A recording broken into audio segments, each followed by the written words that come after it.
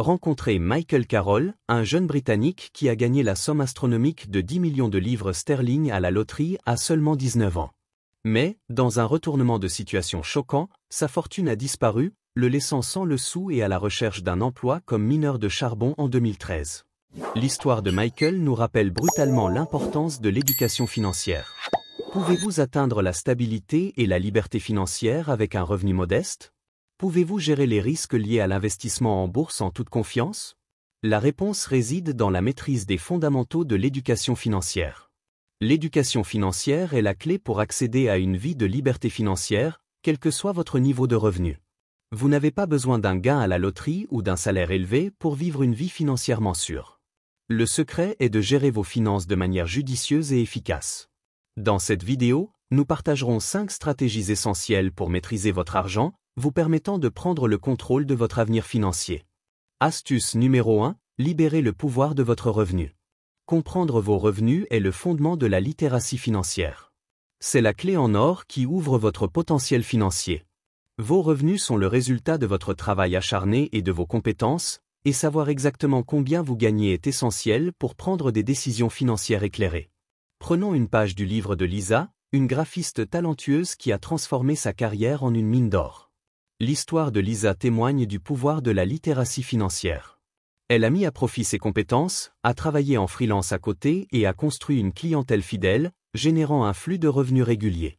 N'oubliez pas qu'il ne s'agit pas seulement de savoir combien vous gagnez, mais aussi de la façon dont vous gérez ce que vous gagnez. La sagesse financière de Lisa est un exemple éclatant de ce principe en action. Imaginez transformer votre passion en un cours en ligne lucratif, générant un revenu passif pendant que vous dormez. C'est l'expression ultime de la littératie financière, faire travailler votre argent pour vous. Comme le dit à juste titre Suze Orman, une experte financière renommée, une grande partie de la liberté financière consiste à avoir le cœur et l'esprit libres de se soucier des « et si » de la vie. L'histoire de Lisa incarne cette sagesse, et vous aussi. En reconnaissant vos points forts et en les mettant à profit, vous pouvez accéder à une vie de liberté financière.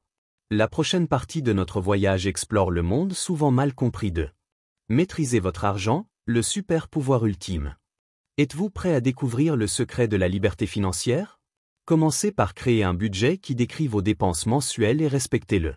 Considérez votre argent comme la source d'énergie d'un super-héros, il peut s'épuiser rapidement s'il n'est pas géré judicieusement. Décomposons les dépenses, ce mal nécessaire qui peut engloutir votre argent comme des invités à une fête dévorant des collations. Suivre vos dépenses est crucial, tout comme un super-héros qui garde un œil sur le méchant. Et l'outil de super-héros ultime pour cette mission? Un budget. Un budget est comme un acolyte financier qui vous aide à naviguer dans le monde des dépenses. Mais, tout comme un abonnement à une salle de sport, il n'est efficace que si vous l'utilisez. Faisons la connaissance de Sam, un ingénieur logiciel passionné de cuisine gastronomique, qui maîtrise l'art de la budgétisation. Sam gagne 5 000 $ par mois et consacre 4 000 $ aux dépenses, en suivant la règle d'or, garder les dépenses fixes inférieures aux revenus. Il utilise le principe des 5 pots pour diviser ses revenus en 5 catégories: charité, épargne à long terme, épargne à court terme, essentiel et désir. 20% de ses revenus sont consacrés à des choses essentielles comme le loyer, les services publics et l'épicerie. 10% sont consacrés à des œuvres caritatives, soutenant des causes qui lui tiennent à cœur. La clé est la cohérence et le choix d'une cause qui vous tient à cœur. En maîtrisant votre argent, vous débloquerez une vie de liberté financière. N'oubliez pas qu'il ne s'agit pas seulement de gagner de l'argent, mais de le gérer judicieusement. Restez à l'écoute pour plus de conseils en matière d'éducation financière et rejoignez la Ligue des super-héros financiers. La stratégie juive des 5 pots, un chemin vers la liberté financière. Êtes-vous prêt à prendre le contrôle de vos finances et à bâtir un avenir sûr? La stratégie juive des 5 pots est un outil simple mais puissant pour vous aider à atteindre vos objectifs. Voici comment cela fonctionne. 1. 10% pour l'épargne à long terme, 500 $ pour la retraite ou de gros investissements futurs comme l'achat d'une maison. 2. 10% pour l'épargne à court terme, 500 $ pour les urgences ou les dépenses imprévues. 3. 50% pour les frais de subsistance, 2500 $ pour des ingrédients de cuisine gastronomique, des sorties au restaurant, des divertissements et plus encore. En répartissant vos revenus dans ces catégories, vous vivrez comme un super-héros, volant vers la liberté financière. Mais que se passe-t-il lorsque vous ne respectez pas un budget? Vous vous amuserez peut-être pendant un certain temps, mais vous finirez probablement par vous perdre ou pire, dans une impasse. Vivre sans budget, c'est comme essayer d'enfiler une aiguille tout en faisant des montagnes russes, stressant et imprévisible. L'expert financier John Calvin Maxwell dit « Un budget vous dit où aller au lieu de vous demander où il est allé ». En vous en tenant à votre budget, vous aurez moins l'impression de porter une camisole de force et plus l'impression d'enfiler une cape de liberté. Les dépenses ne sont pas le méchant, elles font simplement partie de l'intrigue. En prenant le contrôle grâce à un budget, vous pouvez avoir une fin de saga financière à succès. La prochaine fois que vous consulterez votre compte bancaire, n'oubliez pas d'être le super-héros du budget que vous êtes censé être. Passons au prochain conseil d'éducation financière, vivre en dessous de ses moyens. Dans le rythme effréné de la vie moderne, il est facile de tomber dans le piège de la gratification immédiate. Mais que se passerait-il si je vous disais qu'il existe un secret pour la paix financière? Vivre en dessous de ses moyens est la clé. Il ne s'agit pas de privation, mais de choix intentionnels. Imaginez résister à l'envie de faire des folies pour ce nouveau gadget brillant ou ce sac à main de créateur. Au lieu de cela, vous économisez patiemment, sachant que la satisfaction différée mène à des récompenses durables. Vivre au-dessous de vos moyens signifie précisément cela, vous dépensez intentionnellement moins que ce que vous gagnez. Ce surplus devient votre filet de sécurité, votre ticket pour la sécurité financière. Vous souvenez-vous de l'histoire de Michael Carroll, l'homme britannique qui a gagné près de 10 millions de livres à la loterie à 19 ans? Au lieu de vivre au-dessous de ses moyens et d'investir judicieusement, il s'est laissé aller à une vie de luxe, dépensant sans compter pour des voitures, des fêtes et d'autres plaisirs éphémères. En quelques années, il a fait faillite et s'est remis à travailler comme ouvrier. Son histoire est un rappel brutal des dangers de vivre au-dessus de ses moyens. Comme le dit l'expert financier Robert Kiyosaki, ce n'est pas la quantité d'argent que vous gagnez qui compte, mais la quantité d'argent que vous gardez, la façon dont il travaille pour vous et le nombre de générations pendant lesquelles vous le gardez. Vivre au-dessous de ses moyens. Il ne s'agit pas de vivre une vie ennuyeuse et sans joie. Il s'agit de faire des choix intelligents et intentionnels qui mènent à une plus grande liberté financière et à une plus grande tranquillité d'esprit. En dépensant moins que ce que vous gagnez, vous créez une marge de manœuvre qui peut absorber les coûts inattendus de la vie, des pertes d'emploi aux urgences médicales. À mesure que votre épargne augmente, vous ouvrez des opportunités d'investissement qui peuvent encore améliorer votre stabilité financière. Pour atteindre la liberté financière, vous devez comprendre les deux aspects de la littératie financière, les revenus et les dépenses, ainsi que les actifs et les passifs. Les actifs ne se résument pas à des voitures de luxe et à des maisons tentaculaires, ils représentent tout ce que vous possédez et qui a de la valeur. Considérez-les comme votre équipement de super-héros, de votre compte d'épargne fiable à cette collection de bandes dessinées qui vaudra une fortune un jour. Les actifs sont les super-héros de votre univers financier, dont le pouvoir et la valeur augmentent au fil du temps. Ce ne sont pas de simples figurines statiques sur une étagère, ils sont comme le bouclier de Captain America ou le marteau de Thor, capables de croître et de se multiplier. Imaginez vos actifs comme des arbres dans votre verger d'argent, certains à croissance lente comme l'immobilier, d'autres à croissance rapide comme les actions dans un marché haussier. Même si vous êtes un récent diplômé universitaire avec un emploi à temps partiel, vous êtes déjà dans le jeu de la constitution d'actifs. Commencez par entretenir votre épargne, en contribuant régulièrement à votre propre réserve d'actifs. Ces 20 ou 25 $ mis de côté régulièrement, c'est comme planter des jeunes arbres qui deviendront un jour de puissants séquoias dans votre forêt d'actifs. Rencontrez Alex, un récent diplômé universitaire qui commence à économiser 25 $ par semaine et finit par décrocher un emploi décent, en investissant dans des actions, des obligations et de l'immobilier. Grâce au miracle des intérêts composés, les économies d'Alex se transforment en un portefeuille diversifié d'actifs, prospère grâce à un flux de revenus réguliers.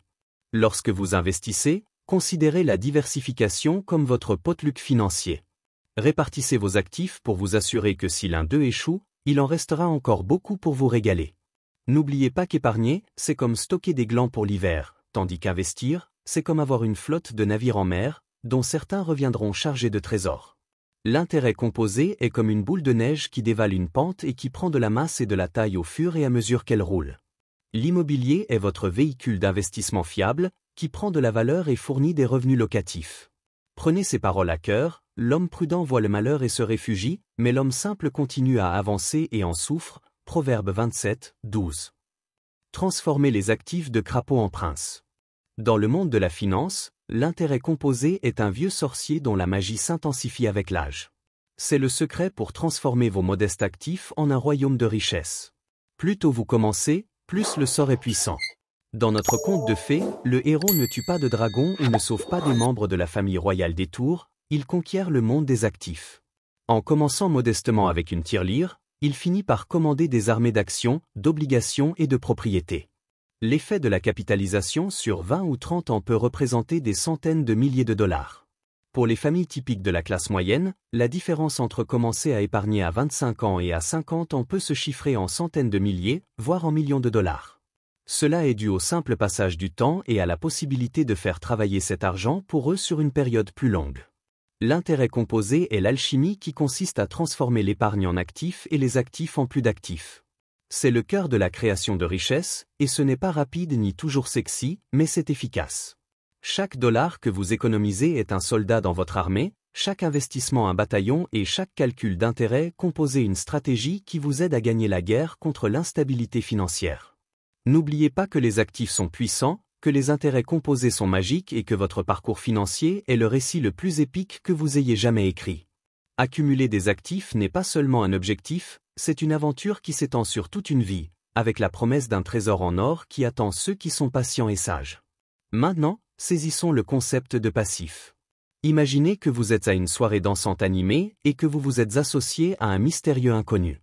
En tournoyant sur la piste, vous réalisez que ce partenaire est en fait un passif, qui vous pèse et entrave votre progression.